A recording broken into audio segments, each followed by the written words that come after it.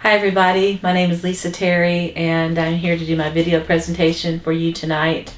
And as I'm looking over the content standards for Montana as well as the national standards, I realized that I have really done more in those areas than I thought I did originally.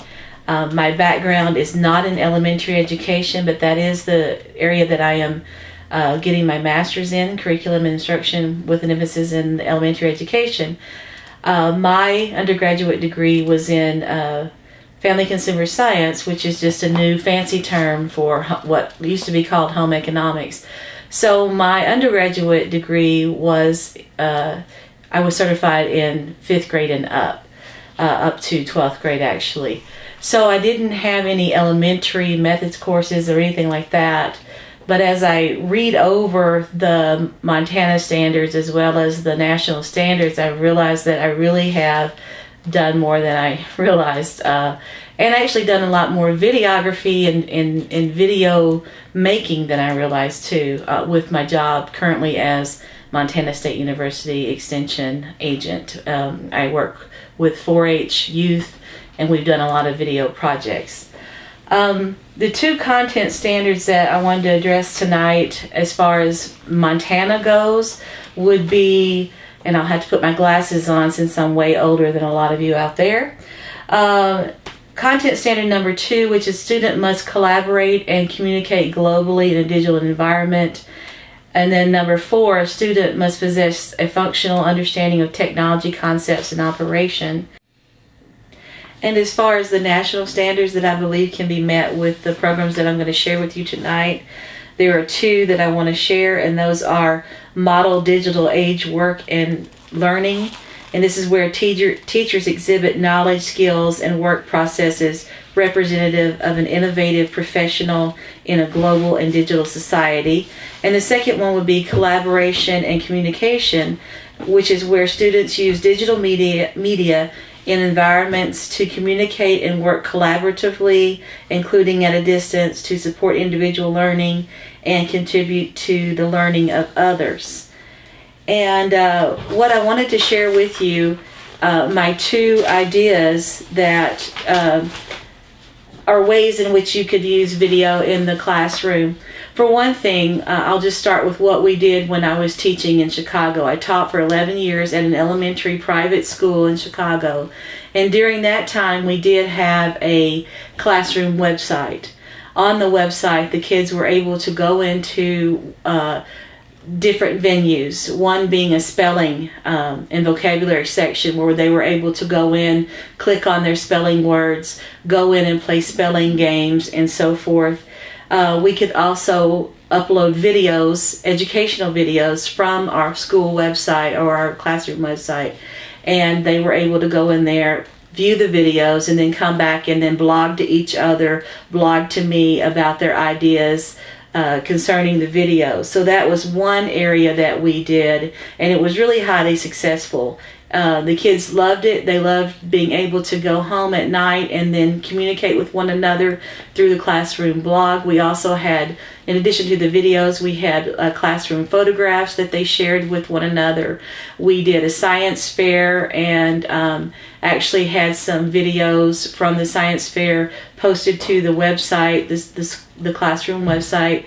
And we also had a history fair where they could actually post some of their information that they had learned through their history projects. So that was one of the things that we had done, and again, it was a really highly successful thing. The kids loved it, parents loved it. Their homework was listed on the classroom website, so they could go in there, click in there, see their homework assignment if they missed it during the day. And it was just a really useful tool for me as a teacher, for the kids to communicate with one another effectively, and a really good tool for the parent.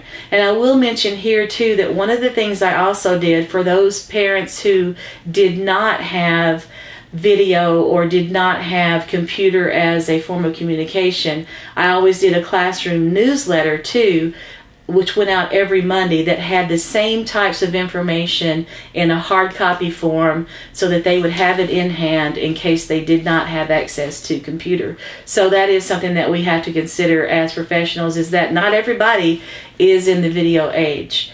A second idea, or something that I have put into effect as an extension agent and working with 4-H youth, is a videography project. And what we did was actually, I wrote a grant, and we were able to, with that grant money that we received, purchase a Panasonic professional camera, which is what I'm using tonight to do this video on. And with that money, we were able to incorporate this project. And it was basically a historical project. We wanted to learn our county, or 4-H in Montana is now 100 years old. And we wanted to learn more about our specific county here in Stillwater, because Stillwater just turned 100 years old as well. So what we did was we purchased this camera with the grant funds. And then the purpose of our media arts project, which could be easily incorporated into a classroom setting, is that we wanted to familiarize our 4-H kids and interested adults with the types of media so that they could create their own media projects and distribute those in a proper format. The members who wished to concentrate on media chose to participate in a filmmaking and editing project so that they could learn more about filmmaking, videography, and so forth. One of the things that we did want to do with this project, besides just teaching the kids about videography, is that we wanted to kind of bridge the gap between older members in the community, because it was more of a history legacy type of project. So we wanted to bridge the gap between our senior citizens and our young people.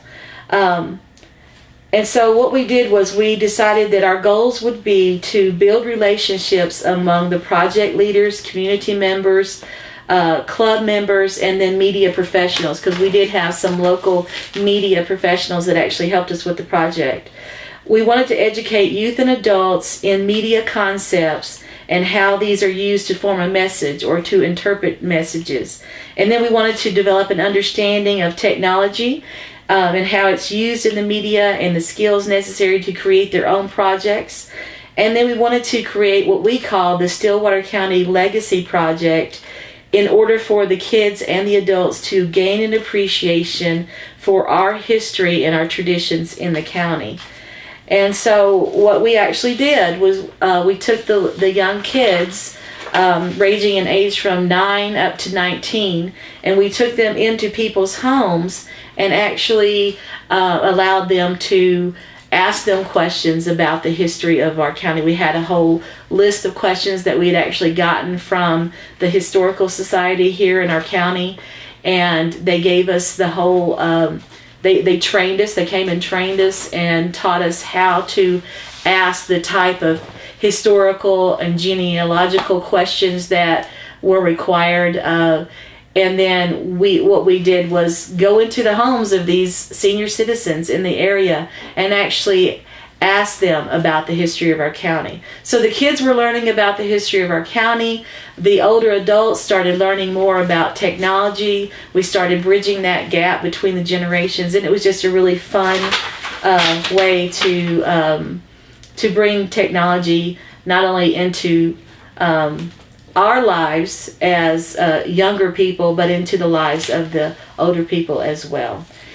And I think my 5 minutes is probably up, and I do want to say the negatives and positives though before I go with that. I'll go back to our classroom website. One of the negative things as far as the blogging goes is that the kids sometimes would get on there and just talk among themselves, and that's a good thing too. They would communicate with one another, but they sometimes wouldn't use it as an educational tool as much as we wanted. They just wanted to talk with one another. What are you doing right now, and that type of thing. So that would be a negative. Positives are all the things I mentioned before, as far as the kids and the parents being involved, getting senior citizens involved. One thing that you can do is have senior citizens come to the classroom to kind of bridge that gap, let them be helpers in the classroom and so forth. Because I think they shy away from technology because they don't understand it. And one thing that 4-H was founded for was they actually took young people to educate older people because they weren't wanting to grow crops the way modern technology was happening at the time. So they actually took the young people, taught them the more modern technologies, and then those kids taught them to the older adults. And so that's kind of the concept that we were doing here with the videography project. And I think it's something that could be easily incorporated into a classroom and meet our content standards that we all have to meet. So thank you, and see you guys later.